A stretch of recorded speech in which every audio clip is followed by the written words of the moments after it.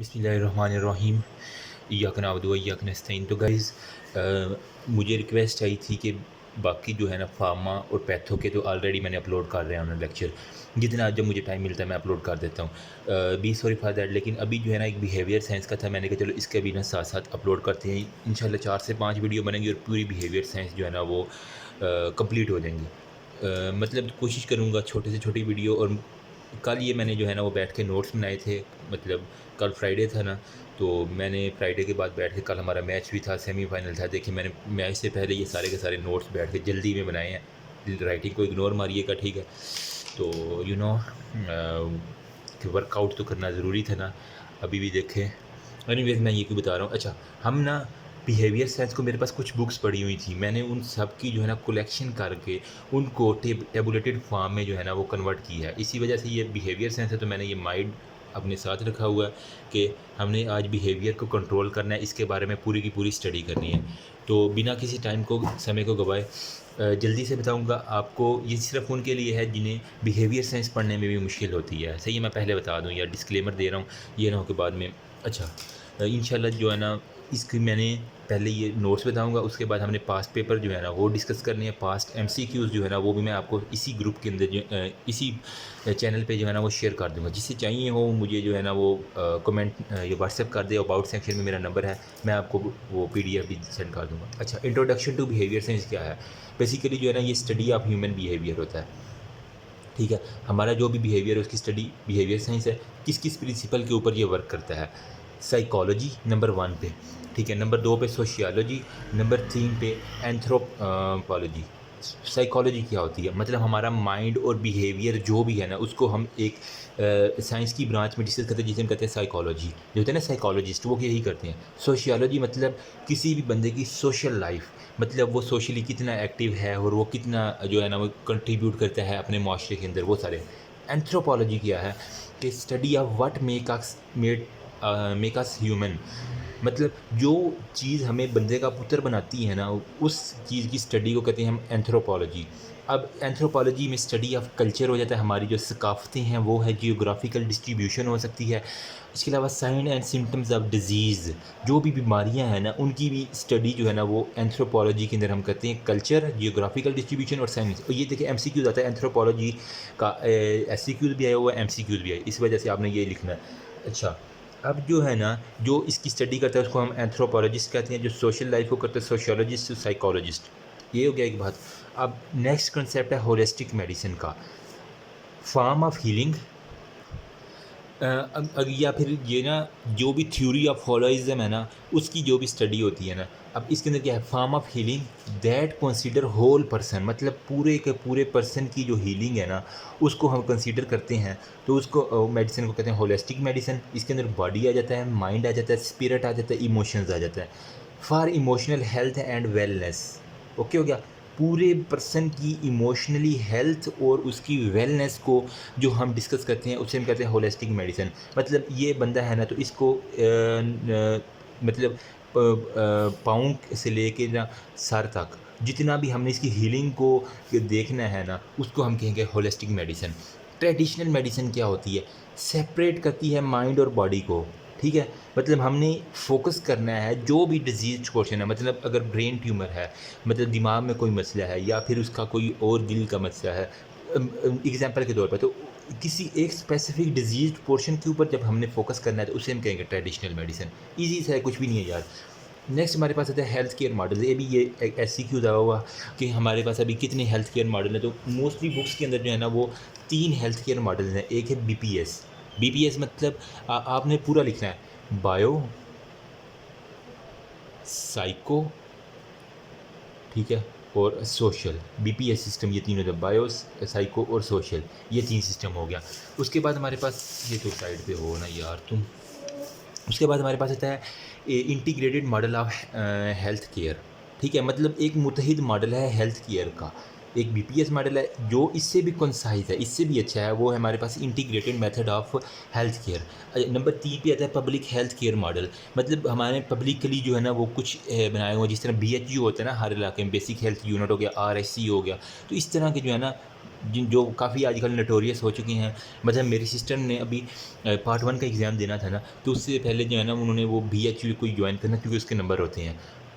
यार इतनी खपत मैं कहता हूँ ना कि उस BHU को ज्वाइन करने के लिए जिसका पावा जितना स्ट्रॉन्ग है ना, जिसकी जो है ना वो जितनी सिफारिश है ना, मतलब वो मेरिट पे भी पूरा आ रहा है। अब जो सिफारिशी जो लोग होते हैं ना, वो ऊपर से आके जो मेरिट की धज्जियाँ उड़ाते हैं ना, मतलब इनका भी हाल निकाल लिया मैंने। इनको ऐसी मार देनी है ना कि ये सिफारशी लोग साइड पे हो जाएंगे। ठीक है, इंशाल्लाह मैं जल्दी डिस्कस करूँगा क्या इसका करना है। ये BHU हो गया, RIC हो गया, मतलब एग्ज़ाम ले लेते हैं, ठीक है, बंदे का टाइम ज़ाया करते हैं, लेकिन तगड़ी सिफारिश ना हो ना तो ये सीट नहीं देते वहाँ पे। बहुत मसला हो चुका है आजकल, स्पेशली जो सिविलियन है उनके लिए मैं बात कर रहा हूँ, यू ब्लडी सिविलियन। नेक्स्ट, अच्छा इसके अंदर फिर वो ना नॉन फार्माकोलॉजिकल इंटरवेंशन मतलब बगैर मेडिसिन के जो है ना हमने जो भी क्लिनिकल प्रैक्टिस करनी है ना, वो भी इसके अंदर हम डिस्कस करेंगे। अच्छा, अब मैं बताता हूँ BPS model of health and disease. ये BPS मतलब bio psycho social model, health और डिजीज़ से रिलेटेड। ये जॉर्ज एंजल ने जो है ना वो सबसे पहले इसको थ्योराइज्ड किया था, मतलब कि बायोलॉजिकल एस्पेक्ट्स जितने भी है ना उनको थ्योराइज किया। Importance of incorporating biological aspect of medicine with behaviour science, मतलब कि मेडिसिन के जितने भी बायोलॉजिकल एस्पेक्ट है ना, ठीक है, उसको बिहेवियर साइंस के साथ उसने जो है ना वो थ्योराइज कर लिया। अब मैं कहने का मतलब है कि मेडिसिन के ना बिहेवियर्स के ऊपर भी इंसान के जो है ना वो कुछ ना कुछ एस्पेक्ट्स आते हैं। साइकोलॉजिकल सोशल फैक्टर जो है ना play important role in functioning and illness, कि मतलब अगर किसी बंदे को सोशली जो है ना वो स्टेबल नहीं है तो वो बीमार हो सकता है। मैं बता देता हूँ, अगर किसी को बेरोज़गारी का मसला है, सपोज़ करें आजकल जो है ना वो काफ़ी है, अल्लाह माफ़ करे, अल्लाह ताला हर किसी को अच्छी रोज़ी दे। उसको बेरोज़गारी का बहुत सारा दिन टेंशन लेगा, टेंशन की वजह से हाइपरटेंशन का मरीज़ होगा, हाइपरटेंशन से जनाब उसको कार्डिक इश्यूज़ आ सकती है, कार्डिक इश्यूज़ के बाद जनाब उसको डायबिटिक हो सकता है। ठीक है, वो भी एक कहीं ना कहीं फैक्टर आ जाता है। तो ये सारी जो है ना सोशल फैक्टर्स, और उसको दिमाग के ऊपर भी मसला, वो दिमागी तौर पे जो है ना हर किसी से लड़ेगा झगड़ेगा, तो ये सारे के सारे जो है ना इलनेस के ऊपर आ जाते हैं। ये भी BPS मॉडल का जो है ना उसका मेन रोल है कि हमने बगैर मेडिसिन के और कुछ मेडिसिन के इफेक्ट भी आ जाते हैं। अब उसकी जो हेल्थ है ना वो किस किस का मैं कहता हूँ कम्बिनेशन है। एक तो बायोलॉजिकल फैक्टर है जो भी है उसके इर्द गिर्द चल रहे हैं, साइकोलॉजिकल उसके हालात क्या हैं वो चल रहे हैं, सोशल फैक्टर मतलब सोशली वो की क्या है, आया कि उसकी घर वालों के साथ अच्छी बनती है, उसकी बीवी उसके साथ लड़ती तो नहीं है, उसे मतलब हर वक्त टॉर्चर किया जाता है, या इस तरह के जितने भी सोशल फैक्टर हैं वो सारे के सारे उसकी कम्बिनेशन बनाते हैं हेल्थ की। अगर वो हेल्दी बनता है तो उसकी सोशल फैक्टर भी अच्छे होंगे, बायोलॉजिकल फैक्टर भी अच्छे होंगे, और साइकोलॉजिकल फैक्टर भी। अब ये क्या है, मैं कह सकता हूँ कि ये एज अ बॉडी मतलब पूरी बॉडी के ऊपर जो है ना वो एक्ट कर रहा है BPS मॉडल। तो मैं कहूँगा ये comprehensive approach to holistic medicine. यहाँ पे मैंने कहा था ना ट्रेडिशनल मेडिसिन और होलिस्टिक, होलिस्टिक में होल मतलब सारे का सारा होल पर्सन था, ट्रेडिशनल में एक चीज़ भी है। अब हमने BPS मॉडल जो है ना वो BPS मॉडल जिसको फॉलो कर रहा है वो है होलिस्टिक मेडिसिन। एक ही MCQ जाता है, प्रूव हो गया। उसके बाद जो है ना अब इसके BPS के जो है ना वो 3 प्रिंसिपल हैं जो मैंने डिस्कस करने हैं, इंपॉर्टेंट मैं मेन हेडिंग बता रहा हूँ। Illness and disease are not consequences of biological factor alone. वो कह रहा है कि बीमारी और उसके जो है ना वो हेल्थ इश्यूज़ जो है ना वो सिर्फ बायोलॉजिकल फैक्टर अकेले नहीं करते, वो मल्टीपल फैक्टर करते हैं। अगर कोई बंदा बीमार हुआ है ना तो वो सिर्फ ये बायोलॉजिकल फैक्टर की वजह से नहीं बीमार हुआ, उसको और भी मल्टीपल फैक्टर्स जो है ना आके इफेक्ट करेंगे। कहीं से उसको घर का इशू होगा, कहीं से कुछ इशू होगा, कहीं से कुछ इशू होगा, वो मिल के उसको बीमार करते हैं। ना कि सिर्फ ये माहौल का असर है कि जनाब अभी पोल्यूशन ज़्यादा होगी ये तो जो नो डाउट कोविड के अंदर भी देखो ना, हमारे सिर्फ वो वायरस नहीं है, हम जाके मिलते हैं, सोशल फैक्टर भी आ रहा है ना, मतलब सलाम लेते हैं, इसी तो कहते हैं हम हाथ नहीं धोते, तो वो मल्टीपल फैक्टर आ जाते हैं उसकी डिजीज़ के लिए। अगर हम एहतियात करेंगे तो नहीं होगा, हम उसने वैक्सीन नहीं लगवाई हुई। ठीक है, नेक्स्ट हमारे पास है individual compose of complex combined system. Number second इसका प्रिंसिपल क्या है, कोई भी इंडिविजुअल है ना वो कोई एक सिस्टम पे नहीं होता, वो कम्प्लेक्स कंबाइंड सिस्टम उसके अंदर चल रहा होता है। Mind, body, spirit, social relationship, सारे के सारे उसका दिमाग क्या कर रहा है, उसकी बॉडी क्या एक्ट कर रही है, वो कहाँ पे काम करता है, उसका स्पिरिट क्या है, जोश बलबला क्या है, सोशल रिलेशनशिप क्या है, कितना मेल जोल है उसका, तो वो इसके ऊपर जो है ना वो सारे के सारे सिस्टम मिलती है तो एक इंडिविजुअल को कंपोज करते हैं। Biological, psychological and social factor form A triad. ठीक है, अब किसी भी शख्स की जो है ना वो देखनी है ना जो बीपीएस मॉडल के अंदर, तो आपने एक ट्राइएड बना लेनी है, मतलब 3 कोनों वाली एक चीज़ बना ली जिसके अंदर ऊपर ऊपर बायोलॉजिकल फैक्टर कर दें, उससे नीचे सोशल फैक्टर कर दें, साइकोलॉजिकल। बीपीएस मॉडल वो जो है आप कह लें कि एक ट्राइएड है, मतलब इस 3 तो कोनों को तोड़े बगैर आपने किसी भी इंडिविजुअल को नहीं अप्रोच करना। अगर किसी को अप्रोच करना है तो ये 3 फैक्टर आपकी ज़हन में हर सूरत होंगे। आपने उसको पहले देखना कि यहाँ भी आपके बायोलॉजिकल फैक्टर क्या है, उसके बाद आपकी सोशल लाइफ कैसे चल रही है, इसके बाद उसकी दिमागी हालत देखनी है। दिमाग अगेन बहुत इंपॉर्टेंट है। अच्छा, ये तो हो गया बीपीएस मॉडल का थोड़ा सा एक। नेक्स्ट मैं बता देता हूँ, जो मैंने नोट्स बनाए हुए हैं वो है हमारे पास इंटीग्रेटेड मॉडल। इंटीग्रेटेड मतलब नाम से ही कुछ आइडिया हो रहा होगा कि ये एक मिला जुला मॉडल है ना।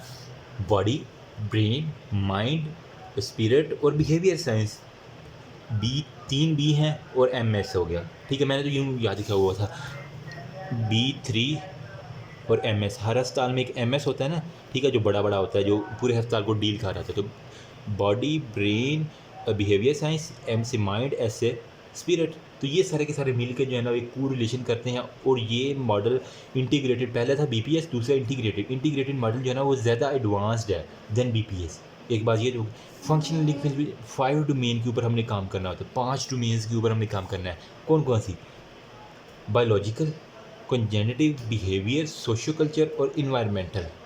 उसकी माहौल में क्या हो रहा है, उसकी बायोलॉजिकल एक्टिविटीज़ क्या है, कंजेनिटिव मतलब उसके एहसासात क्या चल रहे हैं, बिहेवियर क्या चल रहा है, उसका सोशल कल्चर क्या चल रहा है।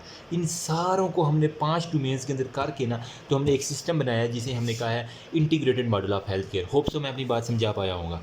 ठीक है, अब इक्विलिब्रियम अगर इन पाँचों के दरमियान जो ना हमारा एक साइकिल चल रहा है, इनके साइकिल में इक्विलिब्रियम होना ज़रूरी है।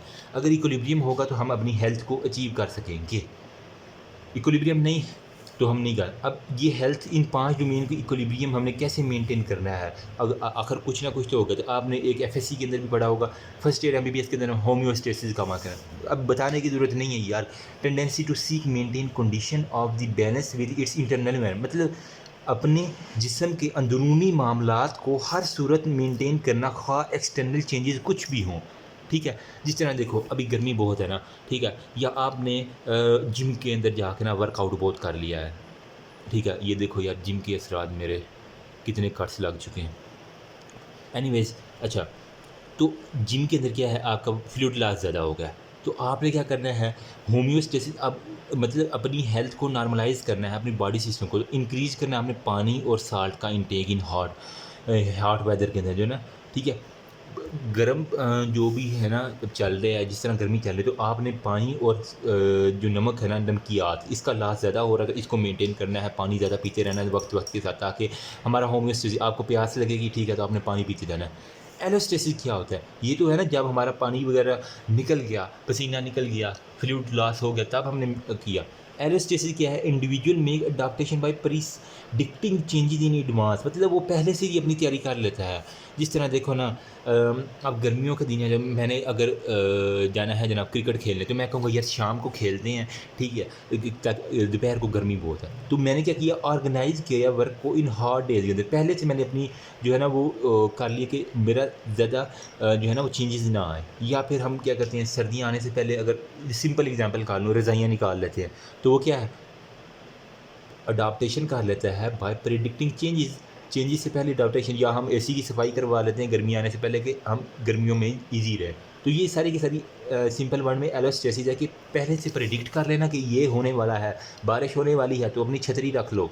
ठीक है, तो ये वो सारे के सारी, या रेन कोट अपने अरेंज कर लो। तो ये सारे के सारे एलोस्टेसिस के अंदर रहते हैं। होम्योस्टेसिस उसी, अब जो बिगड़ रहा है उसको मेंटेन रखना, इसको हम कहते हैं होम्योस्टेसिस। होप सो मैं अपनी बात को अप्रोच कर पाया होगा। नेक्स्ट हमारे पास है eustasis. Eustress, optimum degree of stress. जितनी भी आप जो है ना ऑप्टिमम एक लेवल होता है, ठीक है, उतनी अगर स्ट्रेस दे देना तो उसको हम कहते हैं eustasis. Generate within desire to achieve and overcome a challenge, मतलब जब हमारे ऊपर इन सिंपल वर्ड जब स्ट्रेस पड़ती है ना, तो ये हमारे अंदर एक ऐसी जो है ना वो डिज़ायर जनरेट कर देता है कि हम कुछ ना कुछ अचीव करें या ओवरकम करें चैलेंज को। सपोज़ करें कि हम जो है ना वो हमने कोई, सपोज़ कर लेते चले कि हमें बहुत ही बैड कंडीशन आ गई क्रिकेट मैच के अंदर, तो हमारे ऊपर अब एक ऑप्टिमम स्ट्रेस पड़ गई है। तो फिर क्या होगा, या करो या मरो। तो ये क्या करते हैं, हमारे अंदर डिज़ायर करते हैं कि अचीव नहीं, हमने अब ये टारगेट को अचीव करना है, और वो उस चैलेंज को ओवरकम करने के लिए हमारे अंदर एक डिज़ायर प्रोड्यूस करती है। इसको हम कहते हैं यूज स्ट्रेसेस, मतलब ऑप्टिमम डिग्री ऑफ स्ट्रेस हो गया ना। अब इसके अंदर क्या होता है, मोटिवेटिंग होती है और इंस्पायरिंग होती है, इंश्योर करती है होम्योस्टेसिस और एलोस्टेसिस मैकेनिज्म। जितनी भी होम्योस्टेसिस और एलोस्टेटिक मैकेनिज्म है ना, इसको इंश्योर करते हुए ये हमारे ऊपर जो भी स्ट्रेस पड़ती है ना, उसको हमें पॉजिटिव वे के अंदर एनर्जी लेके आते हैं, ताकि और हम चैलेंजेस को और जितनी भी है ना डिज़ायर टू अचीव, किसी भी गोल को अचीव करना, उसको हम कहते हैं यूज स्ट्रेस। होप सो मैं समझा पाया होगा। डिस्ट्रेस क्या होता है, यूज स्ट्रेस और डिस्ट्रेस दोनों में फ़र्क क्या है। अब होम्योस्टेसिस की एनर्जी में challenged by internal and external factor. इसके अंदर जो है ना डिस्ट्रेस के अंदर वही सेम होम्योस्टेसिक और एलोस्टेटिक मैकेनिज्म को चैलेंज किया जाता है, अंदरूनी तौर पे भी बैरूनी तौर पे भी। लेकिन अब इसके अंदर जो है ना वो बंदा थोड़ा सा हार जाता है, अनप्लीजेंट फीलिंग और इमोशंस आती हैं, सही है। अब मतलब हद से ज़्यादा जो है ना वो नुकसानदेह होती है चीज़। अब स्ट्रेस भी किसी लेवल तक होनी चाहिए ना, अगर उस लेवल से ज़्यादा कि हमारे होम्योस्टेसिक और एलोस्टेसिक मैकेनिज्म वो चैलेंज किए जाए जहाँ ज़्यादा हद तक, तो हमें अनप्लीजेंट सी फीलिंग और इमोशन आती हैं। Effects our level of functioning. देखो, जब आपका मूड ख़राब होता है तो आपके कोई भी काम अच्छा नहीं हो रहा होता, ठीक है। तो फेलियर ऑफ होम्योस्टेसिक अलग मैकेनिज्म जिसकी वजह से जो है ना वो डिस्ट्रेस, मैं कह सकता हूँ, लीड करता है डिजीज़ की तरफ। डी से डिस्ट्रेस, डी से डिजीज़। एक ये बात आपने इंपॉर्टेंट एमसीक्यूज़ के लिए याद करनी है। क्लिनिकल एप्लीकेशंस क्या हैं? क्लिनिकल एप्लीकेशन में all patient are not suffering from disease. हाँ, क्लिनिकली जो होता है ना वो कहते हैं कि सब पेशेंट जो आपके पास एक डॉक्टर के पास आते हैं ना अस्पताल में, ठीक है, वो जो है ना वो बीमार नहीं होते, ठीक है। कुछ कुछ सिम्टम्स होती हैं, लेकिन वो एडाप्टिव मैकेनिज़्म जो है ना उनकी बॉडी के अंदर आ जाता है। जिस तरह होम्योस्टेसिस जो होता है ना वो रिस्टोर हो जाता है। मतलब अगर किसी को पानी की कमी होगी तो वो बेहोश हो सकता है, लेकिन वो बीमार नहीं हो सकता, प्लीज़। तो हम जब उसके होम्योस्टेसिस मैकेनिज़्म को रिस्टोर करेंगे ना तो वो बॉडी नॉर्मलाइज हो जाएगी, ठीक है। बॉडी के अंदर, माइंड के अंदर, सोशल लाइफ, इन्वायरमेंटल, मतलब ये जो 5 चीज़ें हैं ना, बॉडी, ब्रेन, माइंड और बिहेवियर साइंस, तो ये जो डोमेन्स हैं ये हम दोबारा अचीव कर लेंगे बाय होल्डिंग होम्योस्टेसिस और को ना ठीक करके। तो हमारे पास वो बॉडी जो है ना, बंदा जो है ना वो नॉर्मलाइज हो जाएगा, तो उसको हम डिजीज़ पर्सन नहीं कहेंगे। अब इसके अंदर जो है ना वो स्ट्रेस परफॉर्मेंस या यॉर्क डॉटसन कर्व जो है ना वो दिखाई गई है एक, ठीक है। मैंने ये छोटी सी बनाई है, आपको मैं बुक से दिखा देता हूँ, जस्ट 1 मिनट। तो गाइस ये वाली देखें, ये वाई एक्सिस पे परफॉर्मेंस आ रही है, एक्स एक्सिस पे हमारा स्ट्रेस लेवल आ रहा है। जितनी हम स्ट्रेस देंगे परफॉर्मेंस के ऊपर कितना आएगा। देखो 100 लीटर स्ट्रेस है, मतलब अंडर लोड हम हैं, तो हमारे इनएक्टिव है, मतलब जब तक हमारे ऊपर कोई लोड ना पड़े हम सोए रहते हैं, मतलब रिलैक्स हो जाते हैं, मतलब यहाँ तक रिलैक्सिंग चल रही है। फिर हमने यू स्ट्रेस, मतलब हमने ऑप्टिमम स्ट्रेस के ऊपर वर्क किया, ठीक है, जिसके अंदर हमारे जो है ना वो होम्योस्टे जो हमें डिज़ायर प्रोड्यूस कर रही थी किस चीज़ की, कुछ अचीव करने की, कुछ ओवरकम चैलेंज करने की, यू स्ट्रेस है ना, ठीक है। तो ऑप्टिमम स्ट्रेस के ऊपर जो है ना वो फिर हमारी परफॉर्मेंस देखो बेहतर होती जा रही है, बेहतर होती जा रही है, बेहतर होती जा रही है। लेकिन इसके साथ साथ हमें फटीग भी हो रही है, थकावट भी होगी ना, ठीक है। फिर थकावट जब ज़्यादा होगी फिर भी हम काम करते रहें तो हमारा स्ट्रेस लेवल और ज़्यादा हो जाएगा। टू मच स्ट्रेस जिसे हम कहते हैं ओवरलोड हो गया। अब देखिए ये स्ट्रेस की तरफ जा रहा है, मतलब जो डिजीज़ की तरफ जा रहा है। तो फटीग के बाद क्या होगा, एक वक्त आएगा कि हम थकावट के बाद जो है ना एग्जॉस्ट हो जाएंगे, उनके बस अब मुझसे नहीं होता,